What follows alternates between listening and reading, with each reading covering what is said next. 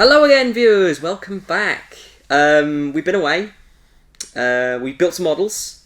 They're very cool. And now we're going to show them to you. And you've traded an expert in Warhammer 4, someone who knows nothing of the game. Yeah, you're all right, Elliot. I'm sure you'll muddle your way through. Well, yes, I'm here to basically run. Yeah, so things. Elliot's back once again.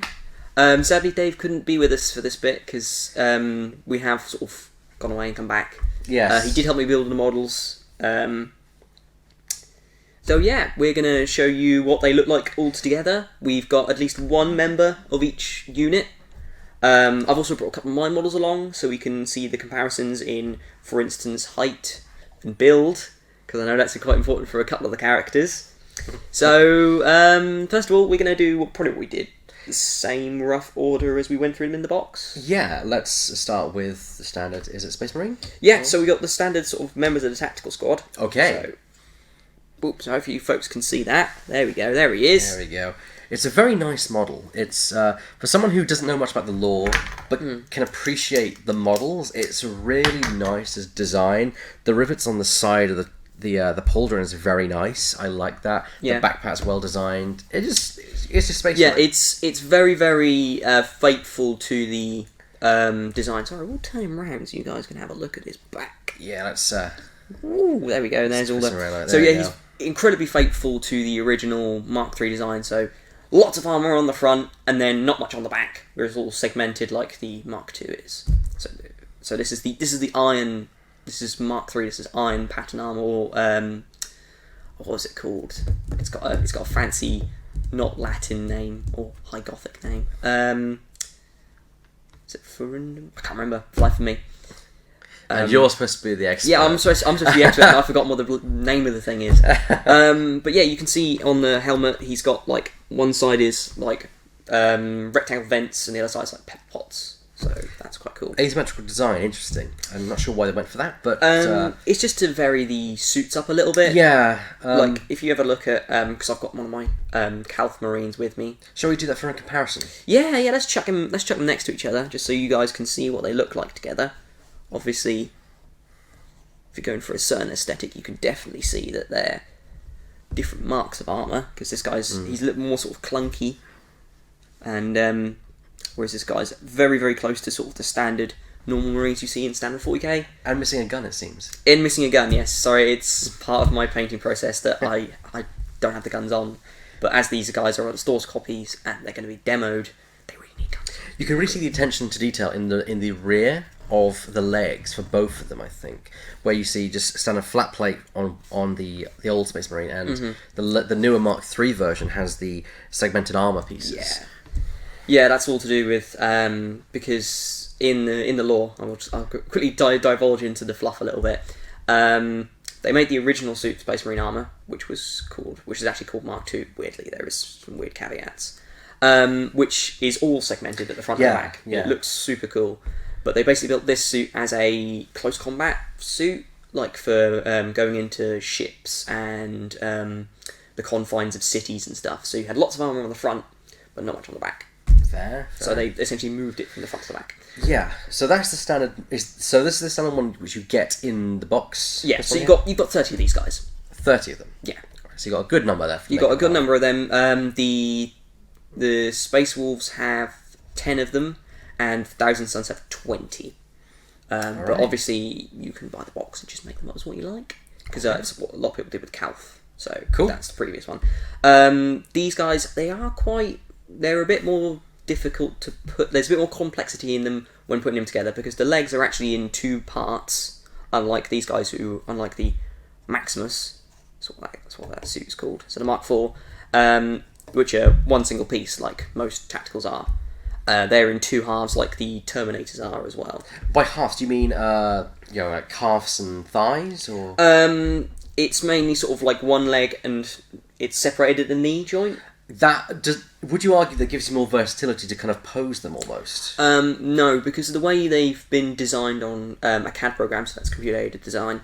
They're designed to slot in a specific way. Yeah. So, admittedly, I've thought about, like, if you were playing, like, if you want to do bionics, like homemade bionics, you could you've already got a leg missing, so that make your life a lot easier. But well, that's a bit more for the sort of more experienced modeler who's definitely going out for a certain look. Same thing with the backpacks. Actually, those are 2 parts. Okay. It's simply because of with the legs. It's the design of the layered plates. Yeah. That's what's really was holding them back from making it 1 part. So they made it 2. But yeah, those guys are really, really cool. I really like them. They definitely give your army a certain aesthetic. So what's next on the list? Well, I thought we'd just quickly bring up the sergeant. He looks awesome. Yeah, so you get the usual 3 sort of arms, which aren't bolter-holding arms. Pardon me. And you get chainsword, a little gladius-style power sword, and a thunder hammer. And I had to have a thunder hammer, because why not? And you get plasma pistol and bolt pistol. So, that's nice. Yeah. And the crest is actually separate. Sorry, I'll put him back. So this little bit is separate. He's a little bit difficult to put on, but it's nice that you don't end up with a load of crested heads, like I have at home. With the Calf guys. Cool, so that's those guys. So we're going to move on to the characters. So this is rather an impressive model. I'll say this. This guy's pretty cool. This is Geigel the Fell-Handed. So he's not Beyond Fell-Handed. Because apparently Beyond Fell-Handed was essentially a nobody at this point in the story. Beyond's quite a big character in 40k. He ends up in the present universe as a Dreadnought. So one of these guys. Wow. Yeah, so he's quite cool. He's essentially just one of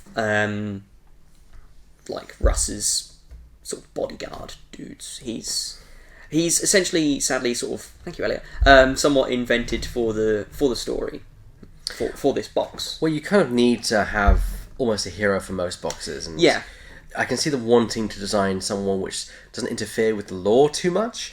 But also allows them to do something different, unique with the character design. He does look really cool, and I think out of the 2 characters, there's a lot of customizability in this guy because he essentially goes together like a normal marine, and I think you could do a lot with him, like his backpack separate, his head separate.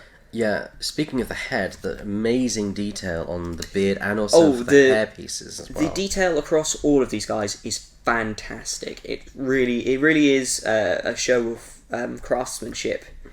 When we get to the Custodian Guard, you will see that, because those guys are fantastic, right? So, and then he's pitched against the Chief Librarian of the Thousand Sons, Azek Araman. I will try and pronounce that name right.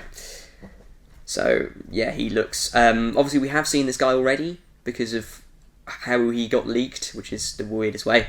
Basically, someone found a sprue for this guy, so they found the model in a separate box. Like, a completely unrelated item from GW, and they found him, and they put him together and sold him. And he sold for, like, $70 on the internet. Wow. Yeah. But there he is. So now everyone can have their own Azek Araman. He's also quite customizable. If you didn't want to make Araman, if you just want to make a Thousand Sons captain with a power sword or anything, he would fit that. I can definitely see lots of conversions coming out of this guy, which is cool. So if you want to go out and pick up 2 of these, and maybe like for some more custodians or something, and you end up with 2 characters, there's definitely customizability options with these guys. Yeah. Like they are meant to be these specific characters, but you could do some stuff with them. Oh yeah. So what I also noticed, Chris, is there's also a crack in the pauldron on the round side. Is that part of the model itself? So yeah, obviously this guy's a CAD designed, amazing, awesome dude, and they've just sliced him up with computer aided design to make him go on a sprue, like a single deal sprue, wherever that's gone to. And so he was a little bit difficult to get together, but I usually find that these guys are. I've had 1 or 2 of them. Obviously, the characters from Calf were like that, and they sometimes you have to be very, very precise in order to get them together, because obviously they're of course designed very specifically. But yeah, beautiful design. He's another super cool, awesome Egyptian Thousand Son. He just looks awesome. Really nice work on that. Yeah. Right. You have to give GW credit. They know how to make them. Oh, they do. That is them at their finest. They really do know how to make the models. Yeah. And make them look for all the stick super that good. GW gets at times. They do some fantastic models. Yeah. And I think second to none. I think this kit is definitely like them at their best. Well, it's a very good value kit as well, as we discussed yesterday. It is. It's I actually did the maths on the bus, and I'm not quite sure if I can believe how much it's supposed to be, because it said 60% off, and I was like, okay, I'll do the maths. Like, that's a lot. Yeah, that's a lot of money. A lot of money when you think I don't want to say the figures in case I'm wrong, but that's a lot if that's right. If that's true, you're getting a massive amount of saving in this pack, and it's wise that you were to pick it up. Yeah. So the normal tactical squads are 25 for 10 guys. These are the new, because the guys from Calf came out separately, and those guys are 27, I think. They might be 30, because I think they're 27 from us. But and how many do you get of those in a pack in this box? In this box, you get 30. And how much is the box? The box is obviously 95 base, so like the tacticals make it up alone. Even if normal tacticals, they make it up because it'd be £75 for 3 tacticals. There's such great value in this box. It is. It's the same thing as Calf. Calf have the same thing, where there was like, if you did the raw maths on it, there was really good value. Yeah, and that's why I advise people to pick this up, because as you of course stated yesterday, that they're most likely going to sell these separately at some point, but you're not going to get the savings that you will in getting this box. Yeah. So what's the next model? That's cool. around? So the next models, we're gonna have a look at the Tartaros pattern Terminators. So these are the Terminators that come in the box. The big boys. Well, boys. Not the biggest boys. Not the biggest boys, box. but the big boys. So there we go. There's the sergeant that we made up. So he's size. got a power sword and something never before seen in plastic, a Volkite charger. Which is quite cool. That's a really nicely designed gun. What's it called? It's a Volkite charger. Volkite charger. Yeah. Very nice gun design. It's essentially a Martian death ray. You gotta love your death rays. That's pretty much what they are. Basically, even in the times of the Legion, they were really super hard to make in the fluff, and so only like certain people could have them. So like captains could have them and stuff like that. Still another amazing design in terms of... They're so cool. And even just the actual concept work of the armour itself is really nicely done. Not just the model itself. If you have a look at the Maximus suit, because essentially the Maximus suit and this guy and this suit of armour were made at the same time, and you can totally tell. Yeah, because they've got the same. They've got the same head. Yeah, and it's very similar leg parts as well. Yeah, if you have a look at the backs, the bottom half of his backpack is the same on the Terminator suit, just there. There you go. There we go. I'm always one who loves a bit of design lineage. Yeah. So it's nice to see that. Also, speaking of design lineage, I have my Contemptor Dreadnought with me. So if we pop the Contemptor Dreadnought next to him, so if we just pick up this guy, so you might not be able to see him on the camera quite. There we go. We're going to have to zoom out just a little bit. Let's get that bad boy out. Oh no. There we go. I'll sort that out. Hang on, we're having technical difficulties, folks.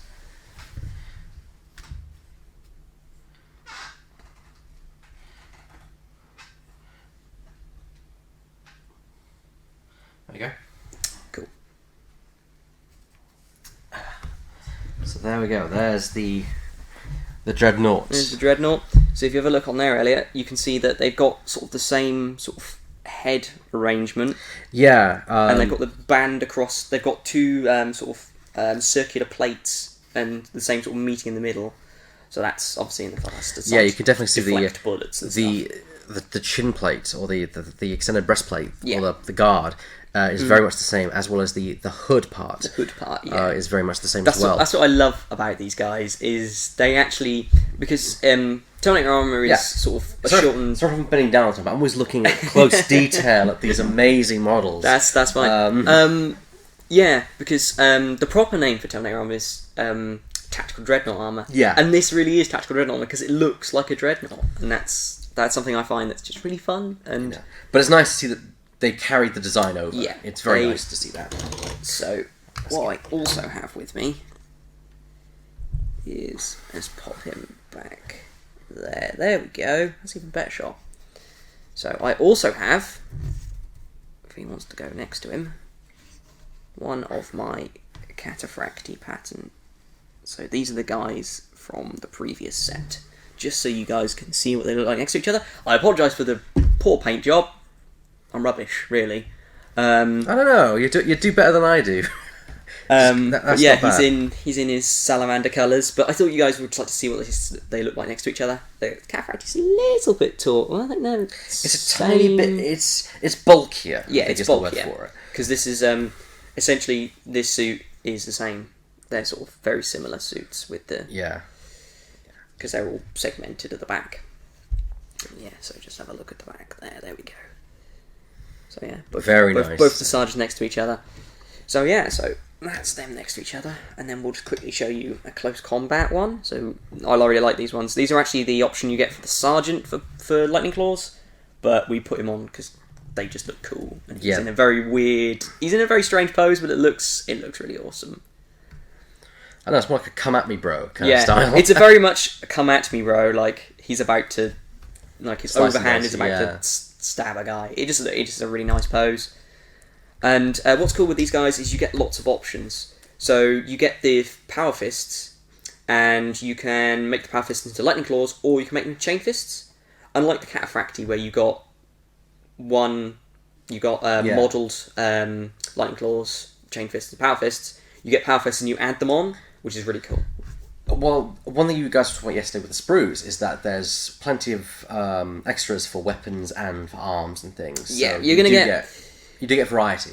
Again, these guys, they're obviously going to come out as single kits at some point because they're built that way, and you've got lots of options. Now, the one word that comes to mind when I see this is overcompensating. Yeah, just a tad. Well, this guy's got before there were assault cannons, because assault cannons don't exist yet, or some of the legions do.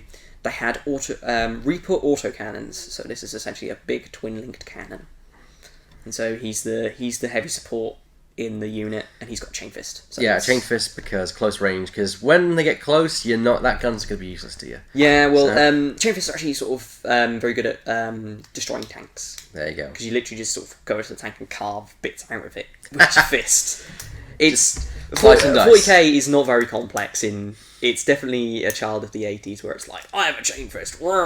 Saturday morning cartoon kind of style of let's just slice this thing up into pieces. So we just got a normal one with a combi bolter and a power fist. So he's in quite a cool pose. Good comparison.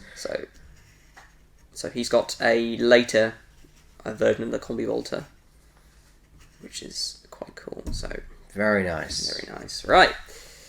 So then we're going to move on to the Sisters of Silence. These are the... Aren't they the ones that everyone's been excited for ever since the announcement of the pack? Arguably. Between them and the Custodians, I would say the Custodians more, but these guys, I'm pretty excited to see what these guys do because they're a very interesting unit. So in the lore, they're basically the Thousand Suns are essentially magicians. They're battle mages, and they use the power of the warp, which is an extra dimensional place which is full of horrible demons and stuff, but you can, of course, as it always is, it's all to do with human emotions, and if you control your emotions you can control the warp, and you can essentially do magic. These guys are what are called psychic blanks, so they have no so every human or every soul bearing species in the 40k universe has a presence in the warp. These guys do not. So these guys are essentially an anti-psyker unit, which is why they were brought to Prospero to fight the Thousand Suns, because they're essentially all psykers, and they're all battle mages, essentially. So there you go, there is one with a bolter that's not been seen before. So you can have them, they can all have bolters, they can all have power swords, or they can all have flamers. Of course, we're going to see what the rules for these guys are when on Saturday, when they give us the rules. When the final release is out to start. What are you talking about? It is Saturday. Oh yeah. The viewers are watching this on Saturday. Yes, they are watching this on Saturday. Which, if you want to come down, if you're in the local Norwich area, we do have these available for you guys to look at. These are going to be on display, so you guys can come and see them. So I have looked at the rules, so it should be alright. Is there any reason you didn't paint them up, if I may ask? Was it a time thing, or was it simply... It was most definitely a time thing. To give these models the necessary paint job that they would need would take a while. Exactly. It's a case that to get them looking as good as they need to, it takes a while to kind of craft them that. And to be fair, with a blank paint job or with a blank look, people can then think about what own colours they're going to put on it. That's why I tried to bring, like, my Calf Marine is not painted, so you can see. It gives you a better sort of it hasn't been covered in paint yet. It's kind of a template, so you guys can see what it's so like. You can guys see what you would want to do with them, how they look, how they could be painted up, because that's the whole part of the hobby is you customize and individualize your own models. So there's just there's one of the Maximus, so the Mark IV Marines, just to show you the difference in height. They are on 32. The sisters are on 32mm bases, which is a bit strange for when like normal human sort of characters. But I suppose it's because they only wanted 2 base types in the box: A for easy production, B for easier sort of gameplay. So there wouldn't have to be separate rules for each of them because it simplifies things a little bit. Yeah, it simplifies things a little bit. Which simple usually is better. Oh, and here we go. Here we go. Here's the money shot. Custodian Guard. There we go. Just catch the top of the spear. Just catch the top of his Guardian Spear. These guys... Look at that. Look at that.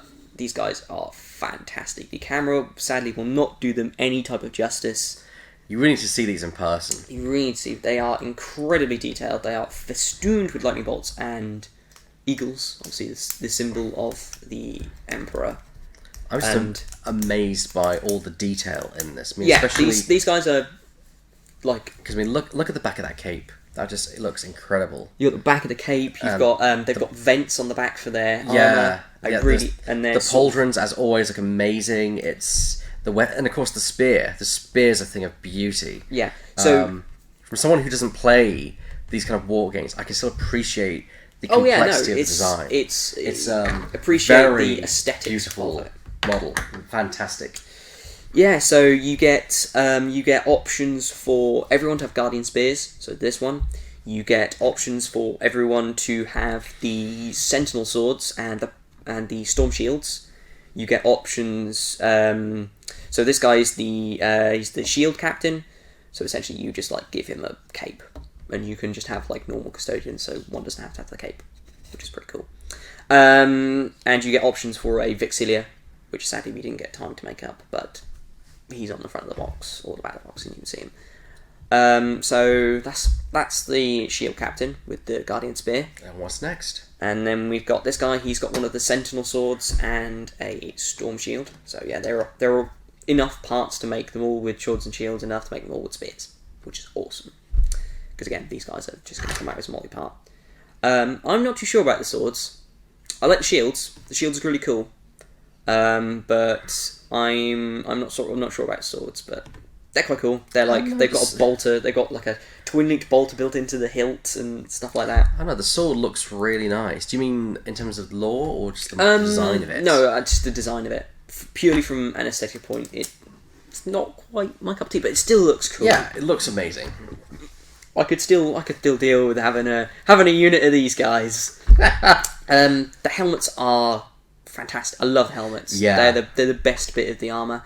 One thing to note about these plumes is the top knots is they do have a little bit of the helmet that needs to go in. Don't clip that bit off. I might have, and it's a very sad thing. So top tip: make sure when you're taking out the top knot of plumes that you get the armor piece right back here, right there. There's a little segment of his helmet missing, and that's part of the plume. Yeah, if the camera can focus, that'd be lovely. There we go. We'll get there eventually. I don't think it's wanting to focus for us. Let's try a little manual approach.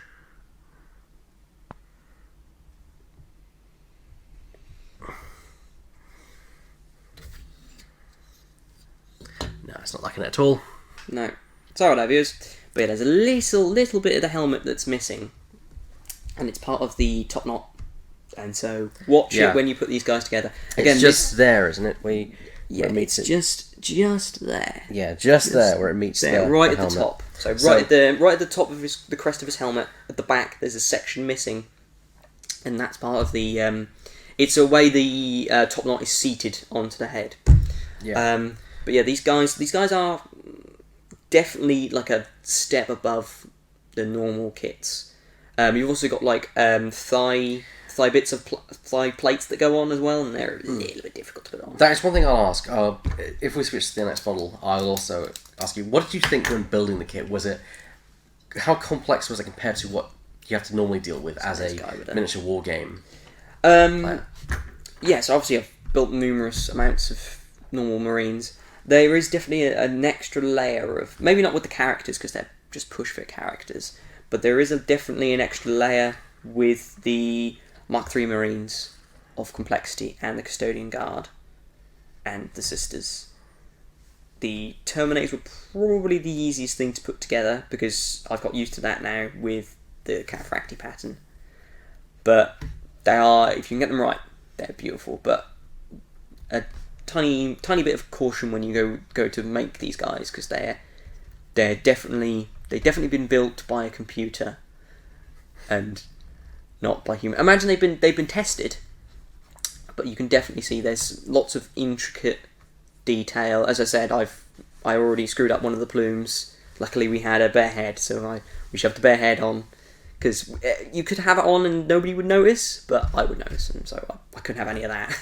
I was like, I just can't do it. The perfectionist in you would not. Yeah, no, I would just see it every time. Right. So what we're quickly going to do, just to show you scale of these guys, because that's quite important. We'll pop we'll just do a wide shot for you. So there's one of the Marines. Sorry, we'll actually use this one because lots of people have seen these ones. So yeah, he is quite tall. Yep, there is one of the Cataphracti pattern, and for fun, so yeah, you can tell these guys are essentially in pseudo Terminator armor. Yes, they're in, and they're a step above Space Marines in the fluff in terms of their genetics, and they're like nearly nigh immortal as well. Yeah, which is pretty crazy. That is important to be aware of. That's what everyone was so worried about them if they get them right, because they're a very everyone sees them in a very specific way, and I think they have got it right. I really really like the models. Yeah, they are gorgeous. They are. Like I say, I don't play Warhammer or any of the kind of the hobbyist kind of games where you have to assemble the models because I'm not good with my hands. But I still look at them and think they look marvellous. And this pack is no exception. You get value for money, their models look fantastic, they're great and effective in the actual game. And although it is quite an advanced level building, as Mr. Ewles says, it's worth it. It's definitely worth it just to see what these guys look like together. So there you go. There's one next to a Rhino, just so you guys can have a gander. He's big. For funsies. Again, for funsies, I just brought one along just to show you guys, because that's what a lot of people, especially myself, will look. It's like, how tall are these guys? Because what they've shown us so far with the trailers and that is just sort of like really close-up shots of very pretty models, and we're like, we don't know how big they are. Yeah, you don't get a sense of scale, whereas this could give you an idea of scale, which you're never going to get the full idea until you see it in person. Yeah. But you can get a general. Yeah, they're about Terminator size. Yeah, they're about that size. Yeah, the same height. They're a little bit sort of chunkier, and you can definitely see they're more sort of, they're less guys in Terminator, big blocky sort of nearly exosuit armor, rather than they're more sort of Space Marines in battle plate, but bigger. Yeah. Yeah, so that is all the models that come in the set. Quick word about the actual rules for burning off Prospero. It follows the same sort of system as Trailer Calf did. So you get to move a square each turn, and you've got you always use a d6 to hit with, but the weapons do different amount of damage, hence why you have like d10s, d12s, d8s and stuff like that. You've also got the psychic phase sort of in there. Essentially the Frozen Sun player has a warp charge deck, and the Space Wolf player has a will deck. And so the Thousand Sun player goes, I'll cast this power, and so you draw a card off the top, and that's how many warp charge you have, and it's essentially a game of whoever wins. If the warp charge wins, if they have the most on their card, they get their power off. If the will wins, they don't get their power off. So if they have a higher number, it has to be higher or equal, I believe. I would assume higher or equal. Yeah, it's higher. Again, this is rules for the game themselves. But yeah, this is the box, of course, the front of the box, which you can see beautiful artwork. So Chris, would you advise someone to pick up this pack, and why? Oh, I would. It's if you're looking to start a Horus Heresy army or a 40k army for Marines, definitely. The models are so cool, and like you get 30 tactical Marines, and you're gonna get 2 HQ choices and terminators. So that's already the base of a Legion force already. And obviously the Custodian Guard are going to get their rules for Horus Heresy and 40k, and so are the Sisters. So it kind of works, kind of cross-compatible stuff in as yeah, well. It's cross-compatible. My army is both for 40k and Heresy, and it's doable. It's totally doable. Obviously, if you went deeper into it, there's Legion-specific units which you can't use in 40k, but there are ways around that. But yeah, I would definitely pick it up. I would. The models are they're more complex than usual, but that's because of the nature of the beast. That's because they're pushing the envelope of what they can do with their technology, which is really, really cool to see. Yeah, that they're not resting on their laurels. They're like, right, let's see if we can do this and this. Push and the this envelope and this for and this. what we can do. Admittedly, that's how you sell products. Is you start bringing new crazy stuff. Like, how long has everybody wanted Custodians as a model? So I know you don't know, Elliot, but well, I don't know. But you would know. People have wanted Custodians for the longest time. People have wanted Mark III for the longest time. Like Tartaros is the Terminator armor is just a cherry on the top, because these guys are already made by Forge World in resin, so they've got the access to the designs of these. These are not from the ground up. Same with the Mark III, but the Custodians and the Sisters are. So yeah, the mod's fantastic, and as we said before, you get such a discount. Buy it. It's really effective. It's such a good value box. Like, because once they're gone, that's it. They're gone. Once they're gone, they're gone. I don't think they did a reprint of Calth. Didn't I remember? There was a rumor that it was going to get reprinted, but I don't think it did. Then materialised. Simply got the individual packs for the models started appearing in other packs, which were not as economically effective. Yeah. So yeah, they turn up. It took them a couple of months. Yeah. But they did turn up eventually as single kits. So if you want to build your Adeptus Custodes army, because why not? You will be able to, but they will probably take a little bit of time. So pick this up wherever you can. Yeah. Preferably here at Athena Games. Athena Games, we're gonna stroke another 10% off for you. So it'll be $85.50. So even more value. Is that just for this weekend, or? Oh no, that's everything. Games Workshop has 10% off in store. There you go, 10% off Games Workshop stuff in store, everyone. Yeah. So there you go. Yeah. So I hope you guys enjoyed our unboxing. I most certainly enjoyed it, but I'm the one with the models and being like, ooh, pretty.